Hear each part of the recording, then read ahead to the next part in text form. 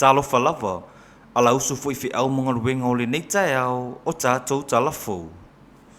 Tala to mua, o se talafa no noa mo le a ingo le li leo leo ya e liu ya kopo, na malanga mamao mo isa vai le aso tofi rawa yasi na tia nei, e au wai sa uninga wha apitoa leo leo, e wha wai ni sio leo leo o si tio la tautu lang mo lunga, i le mae a yosu enga wha apitoa, na whai e mtanga ruenga. Pei ta ina wha te iel a ingo le li leo leo, ina wa whai re whai unga, ai le tau lau lau ina le sua fo e liu ya kopo, mai le lisio lau whau. Mai le lisio mtanga ruenga na pāsia i le aso se fulu mo le lua me, lua afe lua se fulu mo le ono. E fitu se fulu mo le valu lau whai inga atoa leo leo, e ta tau na whau ua i le aso tofi, se fulu mo le whau me. O leo fo e lisi, o lo mata mata te tele mai le sua fo e liu ya kopo. Pei ta ina ua tō lau lau le lisio le whau unga le aso tofi, e na o le fitu se fulu mo le fitu leo leo, na tō lau lau o la tau suafa, ai misi mai le sua fo e liu ya kopo. E peo na sila fia i se li poti al Samoa Observer, i le whai ungon vai aso, na tā ua i se tasu mo le mau e whapea. O se polo inga mai le minista o leo leo, le fionga la ulion mali e toa, na mafua yo na e se le sua fo e liu ya kopo.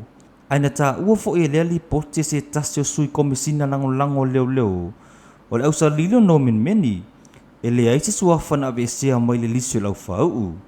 O lea sau noanga mai a meni, i le o ngā tasi ma le lisi na pāsia leo leo, i le aso se fulu ma le lua me, o lo a fia i to tonu le suafa o e liu ya kopo. Nisi o tala, o le aso o wha moe moe toi amatanga lua i le li leo leo ya na nai vani vai, talo mai le telo masina sa wha malo loa ni tanga rengo leo leo. Ina ua masalo mia na liki ai tonu wha amtalanga, e whatatau iso wha ingo leo leo, mo ila tau alo masalo mia le whaonga ina i whala au whasa ina le aisa. E peono sila fia, o na mata upu le neina sau noi e li taitai o le malo, ina ua wha malo lo li susunga iana nai vani vai, ma se isi fo ia li leo leo. Pei tai o le mae ai o susu engla mtanga ruengo leo leo, na wha mao nia ia le isi a fia ngona nai vani vai, i tu a inga e peono wha malo lo ai.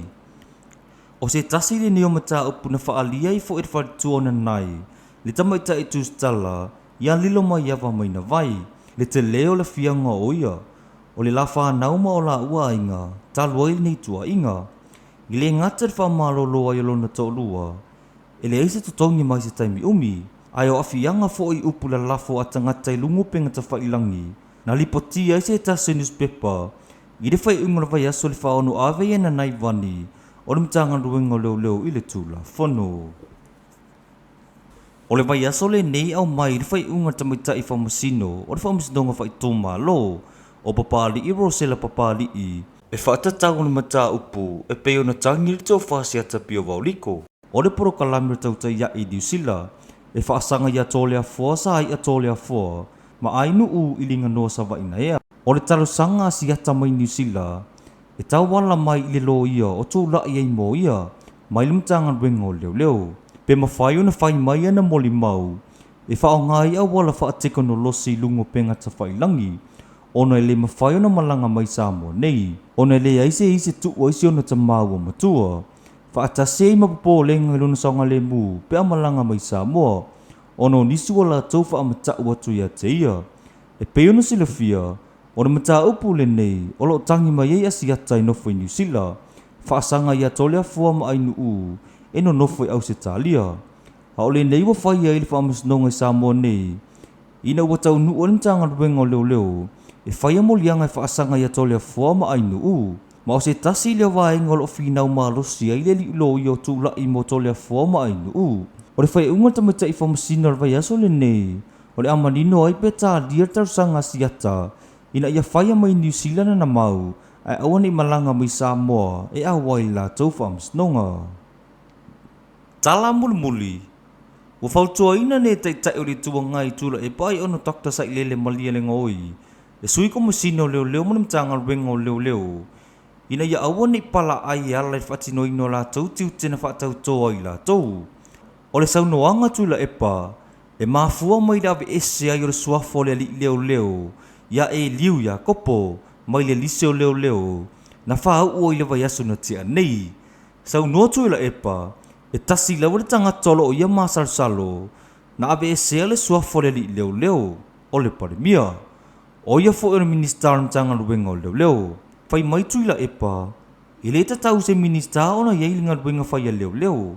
O le komesina lava i tatau ona fai unga, ma muli muli iei linga tanga luenga. A o vea o ia ma minister na tanga luenga o leo leo. Ele ai se taimina ia fa la vla vi ngal wenga le komsina mo mtanga wenga o leo leo. O le fa amorosi awal tai tai o le tua ngai leo leo. Ina ia mul mul tai le la tau tau tonga na faya. Mo le fa atino ino ala tau tiute. Ai awal pala ai. O tātou tala fauna o le nei tai au. Tofa soifua.